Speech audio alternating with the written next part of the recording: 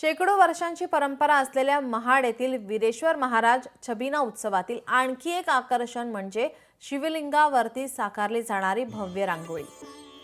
महाशिवरात्रीच्या मध्यरात्री पुजारी गुरव यांच्या वतीने ही रांगोळी साकारण्यात आली।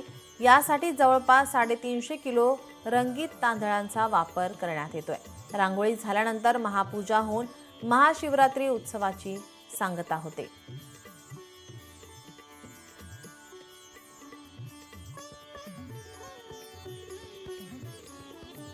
महाडचे आराध्य दैवत श्रीवीरेश्वर महाराजांचा छबिना उत्सव कालपासून सुरू झाला।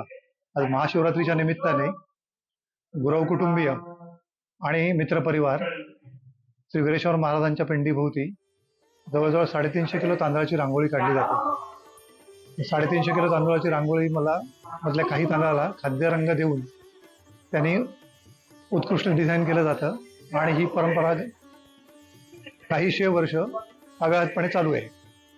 ही रांगोळी काढायला साधारण 3 तास लागतात।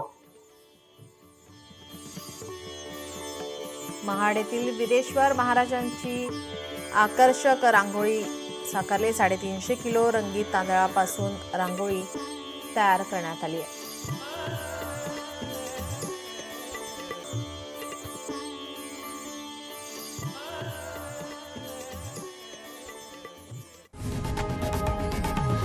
लोकशाही मराठी ऐका, पहा, जागरूक रहा।